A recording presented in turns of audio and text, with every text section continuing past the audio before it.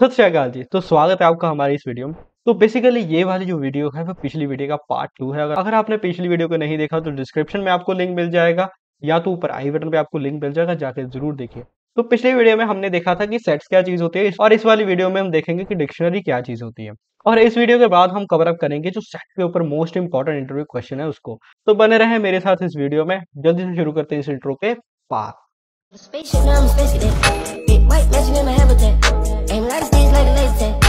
Fuck a rich bitch, have a rich set. Smoke a lot of तो पिछली बार हमने sets को बनाना देखा था, उसमें कैसे आइटम्स को स्टोर कर सकते हैं और कैसे हम उसको रिमूव कर सकते हैं, उसकी कुछ प्रॉपर्टीज हैं उसको हमने देखा था। और सेट में इंडेक्सिंग नहीं होती, ये हमने देखा था। तो यहाँ पे आज हम देखेंगे कि बेसिकली डिक्शनरी क्या चीज होती है।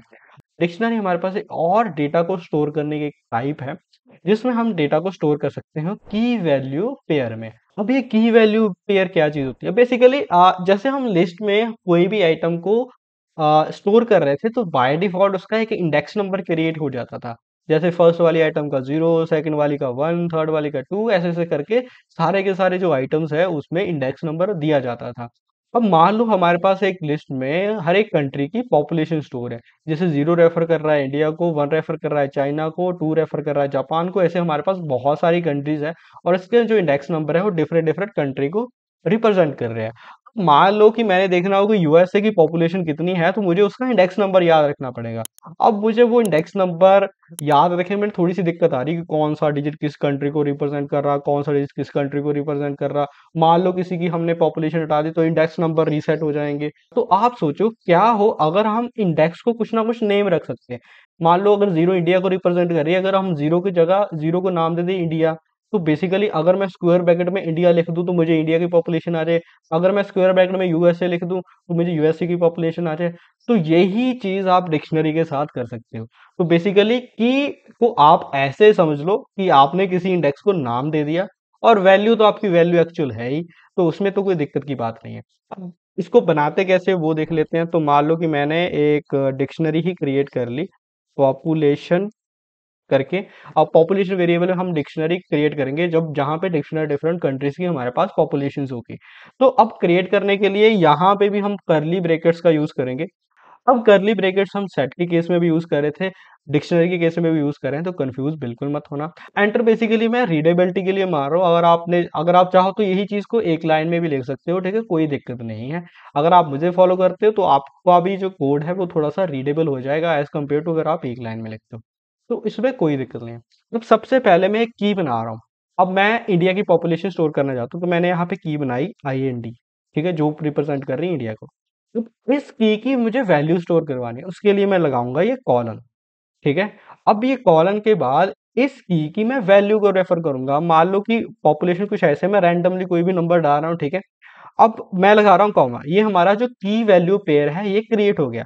तो अगर मैं इंडिया लिखूंगा तो मुझे इंडिया की वैल्यू आ जाएगी, और ये मेरी पूरी की पूरी एक आइटम होगी की वैल्यू पेयर के साथ, ठीक है। की वैल्यू पेयर के साथ हम एक आइटम को कंसिडर करते हैं, ये हमारी पूरी आइटम, हमने कॉमा लगाया। अब दूसरी चीज को स्टोर करने में फिर से एंटर मार रहा हूँ रीडेबिलिटी के लिए। तो मैं यहाँ पे चाइना लिख देता हूँ दूसरी के लिए, ठीक है। अब चाइना की पॉपुलेशन कुछ मान लो ये है, ठीक है, ये डिजिट डाल दिया मैंने। अब मैंने कॉमा लगाया। अब मैं मान लो यूएसए लिख रहा हूँ, ठीक है। अब यूएसए की पॉपुलेशन कुछ हमारे पास आ, ये है, ठीक है। अब सिमिलरली इसके अंदर हम बहुत सारी कंट्रीज कॉमा कॉमा की वैल्यू में स्टोर करवा सकते हैं। और अगर मैं पॉपुलेशन को प्रिंट कराऊं, ठीक है, तो मैं प्रिंट करा रहा हूँ किसको, पॉपुलेशन को, ठीक है। तो नीचे वाली जो आउटपुट्स हैं वो पहले मैं क्लियर कर दूं।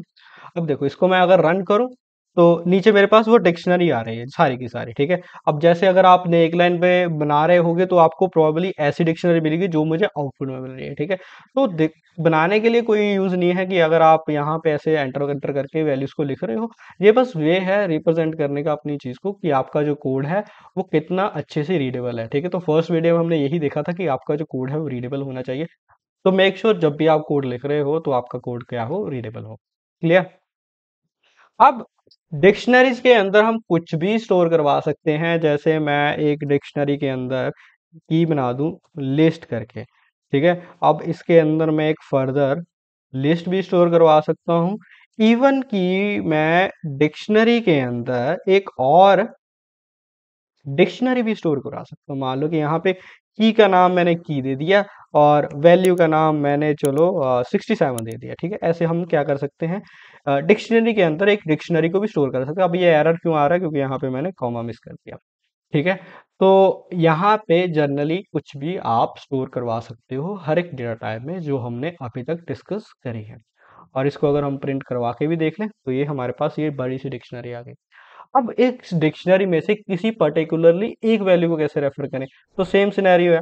बट यहाँ पे हमारे पास इंडेक्सिंग में जैसे स्टार्ट स्टॉप एंड स्टेप था, यहाँ पे बिल्कुल भी नहीं है, ठीक है। तो बस आपने स्क्वायर ब्रैकेट्स लगानी है और स्क्वायर ब्रैकेट में आपने की का नाम लिख देना है, जिस की आपने वैल्यू, देखो यहाँ पे मुझे सजेशंस भी आ रहे हैं। मान लो कि मैंने पॉपुलेशन ऑफ इंडिया लिखनी है, तो यहाँ पे मैंने इंडिया लिख दिया। अब की वैल्यू हमेशा कोटेशन में होनी चाहिए, यहाँ पे भी बनाते टाइम ध्यान रखना की को हमने हमेशा ही एज अ स्ट्रिंग बनाना है। तो यहाँ पे मैंने कोटेशन के साथ अपनी की का नाम लिख दिया और इस चीज़ को मैंने रन किया, तो मुझे देखो आउटपुट में सिर्फ इंडिया की पॉपुलेशन ही आ रही है।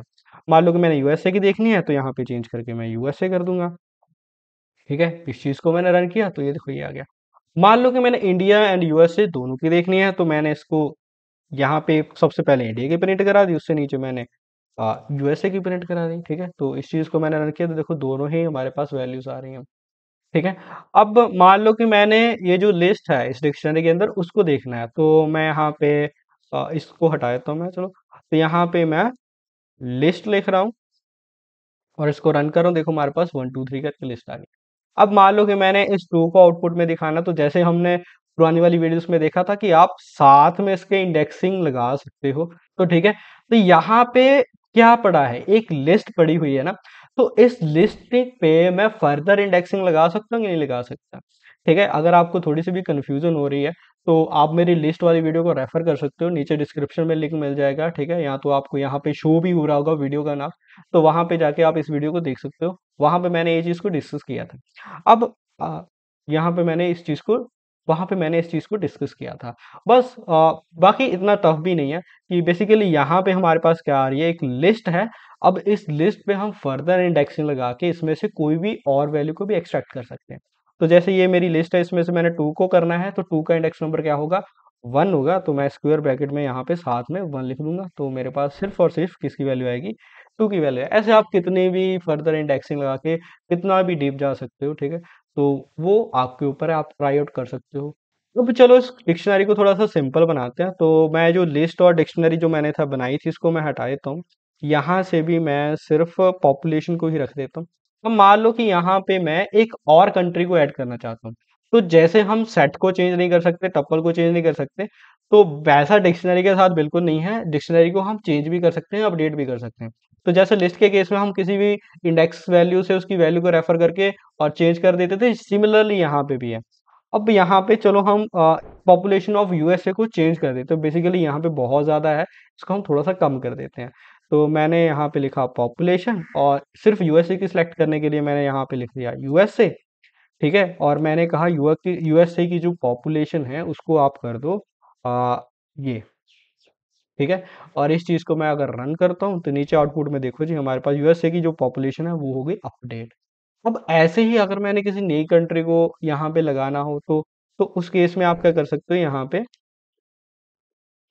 पॉपुलेशन वेरिएबल लिखोगे, जिस वैल्यू में आप जिस डिक्शनरी में आपने ऐड करनी है उस डिक्शनरी का नाम, देन स्क्वायर ब्रैकेट में आप उस की का नाम लिख दो जिस की में आपने नई वैल्यू स्टोर करानी। अब यहाँ पे मान लो मैं जापान की स्टोर कराना चाहता हूँ, तो जापान मेरे पास पहले से नहीं है और मैंने इसकी वैल्यू रख दी ये कुछ वैल्यू है कि जापान की पॉपुलेशन है इतनी रख दो। अब मुझे इस केस में अगर मैं पॉपुलेशन को प्रिंट कराऊं, तो देखो उसने क्या किया, डिक्शनरी में एक नई की बनाई जापान से और उसमें जो वैल्यू मैंने कही थी वो डाल दी, ठीक है। तो ऐसा आप किसी भी डिक्शनरी में नई वैल्यू को भी डाल सकते हो, ठीक है, और किसी भी वैल्यू को अपडेट भी कर सकते हो। जैसे हमारे पास बाकी सारी डेटा टाइप्स में मेथड्स है, तो यहाँ पे भी हमारे पास मेथड्स हैं। तो उसमें से जो 3 मेथड्स हैं वो सबसे इंपॉर्टेंट है, जो आगे काम भी आएंगे आपके, तो वो हम डिस्कस कर लेते हैं। बाकी के आप चेकआउट कर सकते हो उस वेबसाइट पे। तो वेबसाइट का नाम है जी W3 स्कूल, जैसा कि मैं हर वीडियो में आपको रेफर करता हूँ। यहाँ पे आप पाइथन पे जाके नीचे स्क्रॉल करोगे तो डिक्शनरी पे पहुंच जाओगे। और बाकी के जो अगर आपने थ्योरेटिकल इस चीज़ों को पढ़ना हुआ तो यहाँ से आप पूरा पूरा पढ़ सकते हो।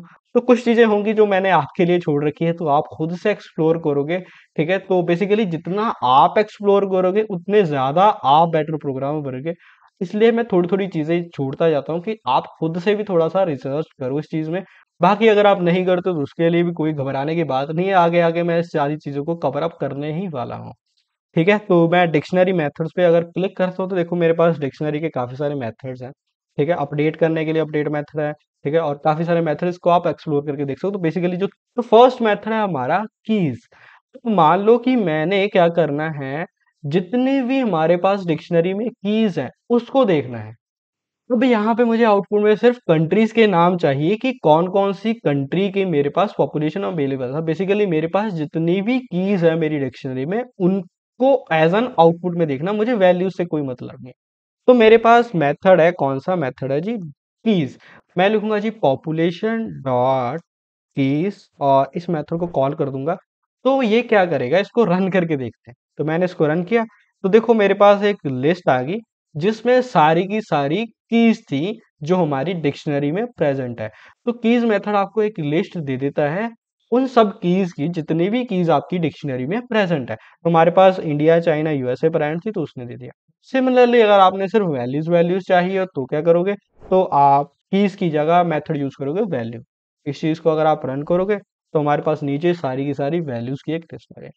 तो क्या हो अगर आपको दोनों चाहिए तो उस केस में वैसे तो आपके पास डिक्शनरी है बट आपको एक लिस्ट में ये सारी चीजें चाहिए, तो क्या करोगे, तो आप मेथड यूज करोगे आइटम्स। अब आइटम मेथड क्या रिटर्न करता है ये देखते हैं। इसकी चीज को मैं रन करता हूँ, नीचे देखो हमारे पास एक लिस्ट आ जाएगी। अब लिस्ट को थोड़ा सा समझ लेते हैं, तो यहाँ से मैं कॉपी करके इसको यहाँ पे लिख देता हूँ ताकि आप इजीली इस चीज को देख सको।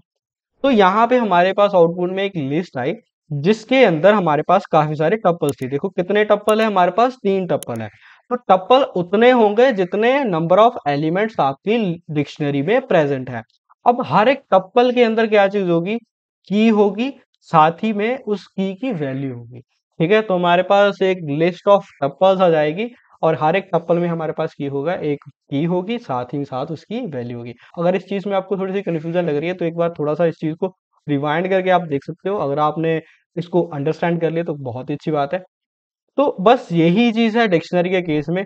अगली वीडियो में हम डिस्कस करेंगे एक सेट का इंपॉर्टेंट क्वेश्चन और उससे अगले वीडियो में होपफुली हम लॉजिकल पार्ट पे जंप कर ले। तो जल्दी मिलते हैं नेक्स्ट वाली वीडियो में। अगर आपने मेरी बातें एंजॉय करी हो तो वीडियो को लाइक शेयर सब्सक्राइब अपने दोस्तों के साथ शेयर कर दीजिए, लाइक कर दीजिए इस वीडियो को, कमेंट कर दीजिए आपको कैसी लगी ये चीजें। जल्दी मिलते हैं नई वीडियो में, तब तक के लिए सत श्री अकाल।